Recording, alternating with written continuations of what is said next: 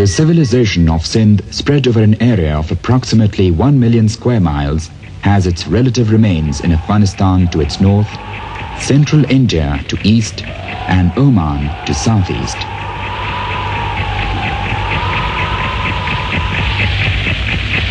MoenjoDaro is the name of a very recent civilization of the ancient world. Perhaps civilization can be used only for MoenjoDaro, or maybe MoenjoDaro and civilization are one and the same.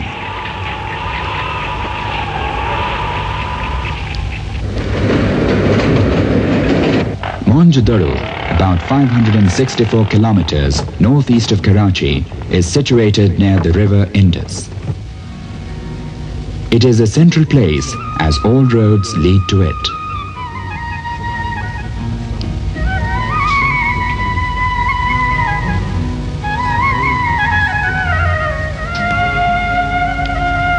The quality of planning with which this great city was built is difficult to find anywhere else.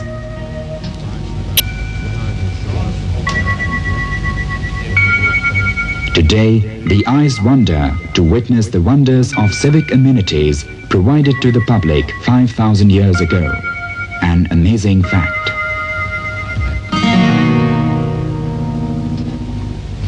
MoenjoDaro is like a folk tale, the tale of truth. It is said that a few people came to find some hidden treasure on its hills.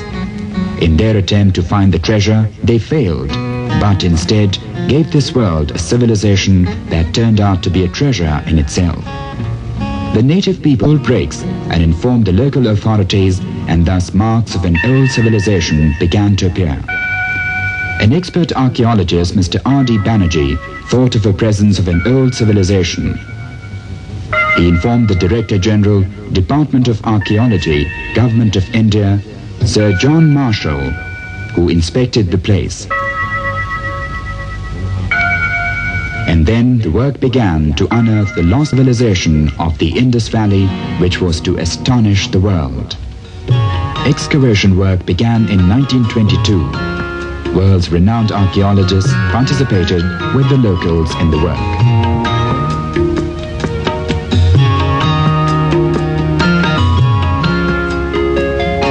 In the beginning it was called MoenjoDaro, and after that Mohenjo-daro, and subsequently it came to be called as MoenjoDaro, meaning the Hill of the Dead. But if one looks at the place, it on the contrary looks like the city of the living, silently speaking the truth of ages.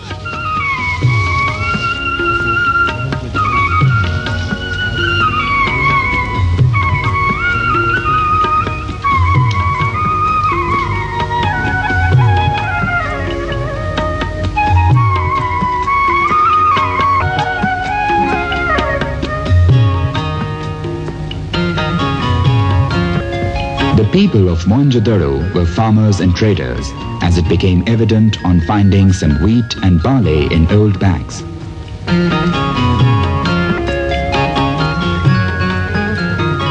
They were also skilled in making utensils, weapons and tools.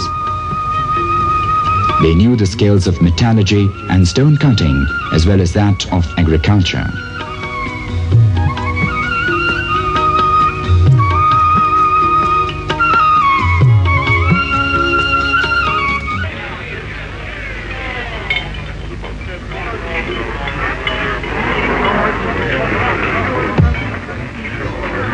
In MoenjoDaro, there is a tale of its zenith and its downfall.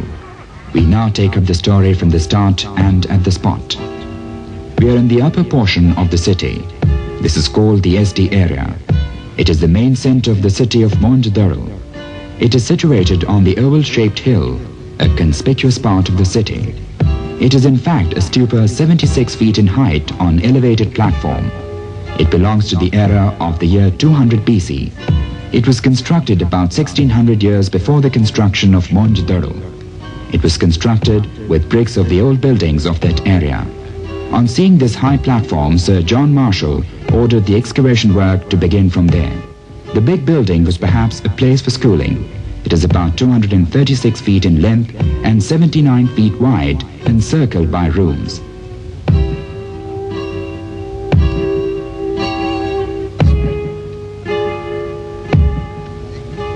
There is a well nearby. Wells of such peculiar design are still found in parts of Sindh today. Now we face another landmark of MoenjoDaro. It is a big water reservoir, 30 feet by 23 feet. It is 8 feet deep and has a staircase leading into it. This reservoir is waterproof. The floor is done in glazed tiles.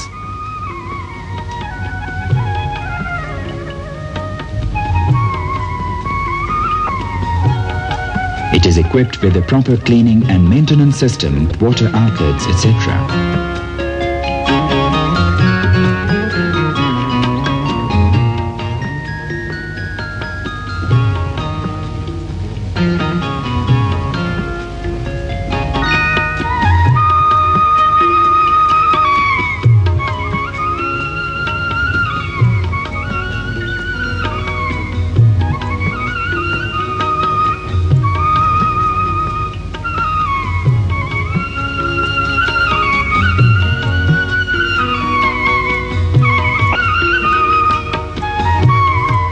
Close to the reservoir, there are 8 bathrooms.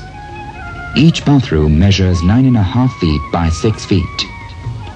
They are so built that there is complete privacy while being used.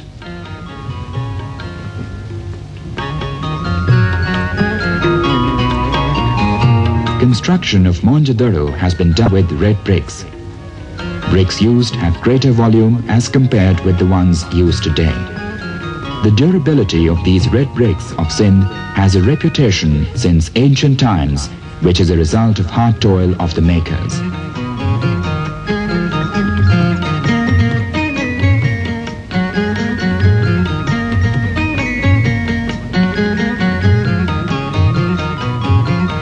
Many kinds of utensils have been unearthed from MoenjoDaro, mostly consisting of impressions of animals, birds, snakes and fish. These utensils are very simple. These utensils have long bottoms. Small ones have handles, but very few of them are painted. It is also significant to note that utensils excavated from greater depths of the site are more remarkable and eye-catching, authenticating that MoenjoDaro is a cradle of not one civilization, but has many civilizations hidden beneath it.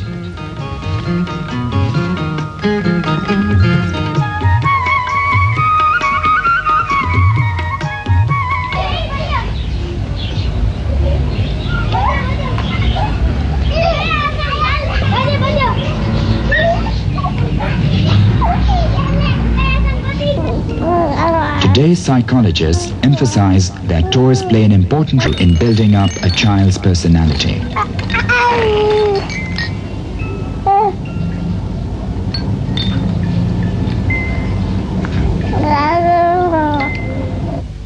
Finds of different kinds of toys reveal that MoenjoDaro was a city of toys, and they knew quite a lot about them. Toys depicting animals, birds, and wheelbarrows were found. Even rattlers were found. Made of clay, these rattlers had small pebbles in them, which when shaken produced a sound to entertain little children. Toy birds with small holes in their tails were also found, which perhaps were whistles. Many other toys were found which resemble the toys of today with thread suspensions, etc.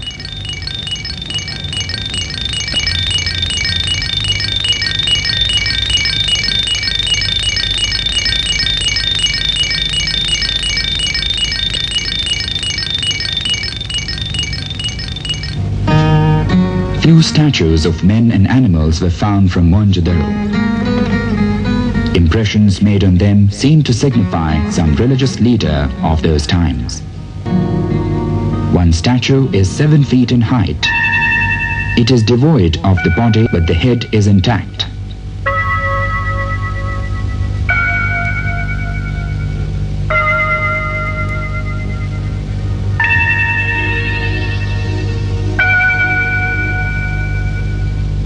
It has a beard and the head is flattened from behind, which even today is considered to be a mark of attraction. A tablet of hard clay is made and placed under the head of the newborn child so as to flatten it from behind. This tablet is called dira nowadays.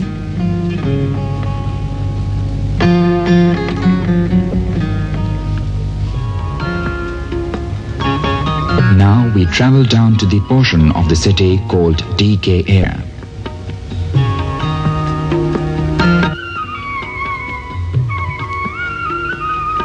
A house which appears bigger than the rest, and it seems it was the residence of the chief.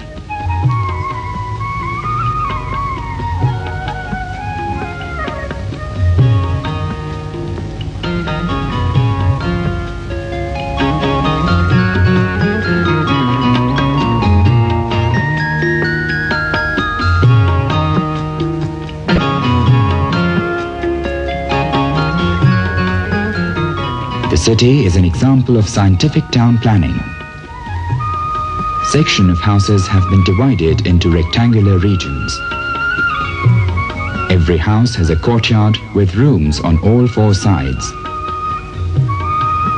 It is also thought that pet animals were kept in one corner of the courtyard.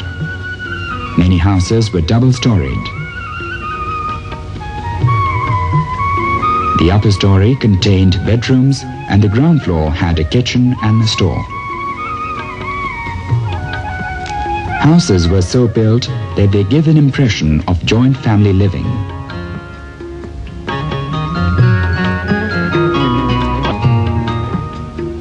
A house, for example, contained long and solid walls,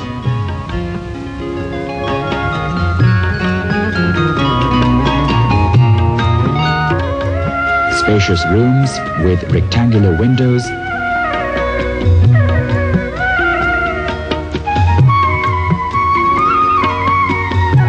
and a specific alternative given to keep the rooms airy.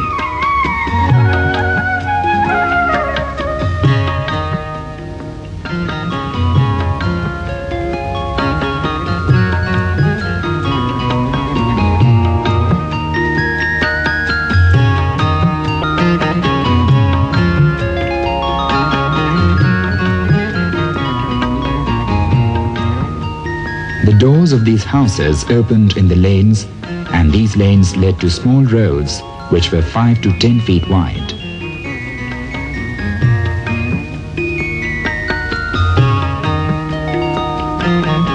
These roads then led to the main road. The main roads can be called the main boulevard of the city.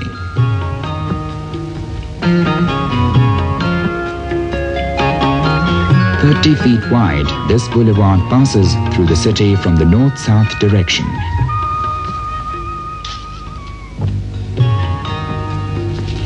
Unlike Egyptian and Sumeri civilizations, the architecture at MoenjoDaro is not majestic.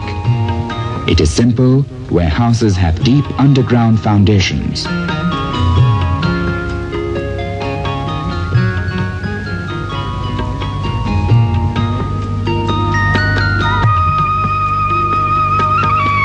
Covered drainage system and dustbins at every street corner are convincing of an organized municipal system mastered by the masters of the times.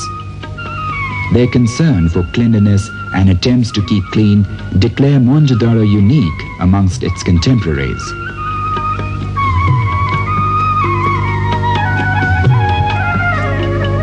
Despite an easy access to river water, presence of more than 700 wells evidence the fact that almost every big house had a well just because they knew the meaning and means of comfort and goods. With the passage of time, these wells were lifted up.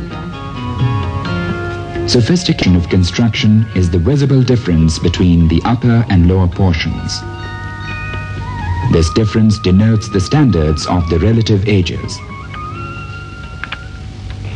Since its discovery, cotton has been generating wealth for those who know its worth.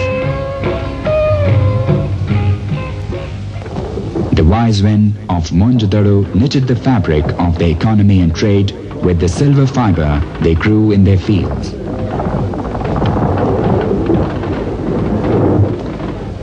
A portrait that imagination paints shows colorful and hectic life of those days, quite identical to ours.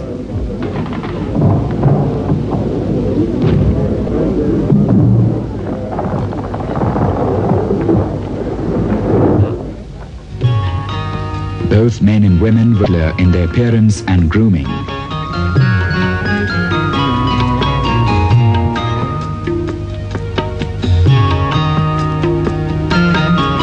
Ruins of a dyeing shop are ample evidence for their sense of aestheticism.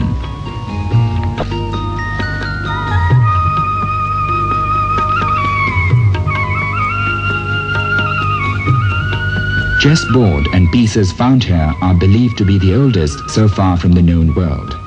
On the surface of a fire brick are seen carved 4 rows, each with 4 squares. Perhaps it is a game called chaucer. Statue of the Dancing Girl is a unique piece of fine art. It reflects the most impressive delicacies of the peculiar art.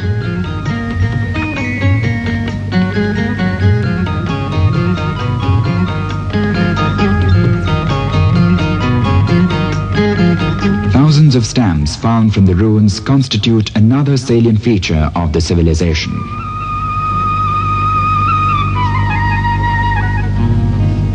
Portraits of various animals and unidentified symbols are inscribed thereon. Some of these were used for the identity of the authorities, while others were used as trademarks for the goods and produce. Instruments of weighing have also been found here.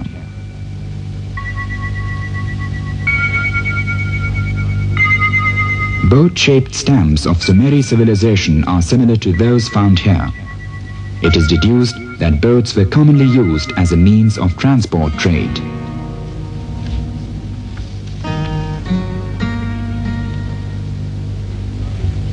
Modern research on MoenjoDaro reveals that some of its buildings were constructed on platforms over hill tracks. These included the water pools, granaries, college and public halls. These are 70 meters in length and 8 meters in width. From the study of the construction of these huge platforms, one can easily see that the people of this grand civilization were aware of the ways and means to protect themselves from the horrors of river floods.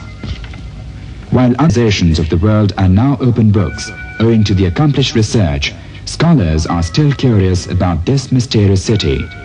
And perhaps it is the only civilization for which an enormous research work is still going on in different directions for unknown dimensions of a lost world. Letters of MoenjoDaro are a mystery which could not be made open as yet even by the computers. However, it is certain that people of that era used to write from right to left. These letters are 300 in number. Signs of some letters found in the Easter Island, situated in the Atlantic Ocean amid New Zealand and South America, are similar to those found in MoenjoDaro, which set new directions for researchers. The day this mystery is publicized, the world will know another world of the past.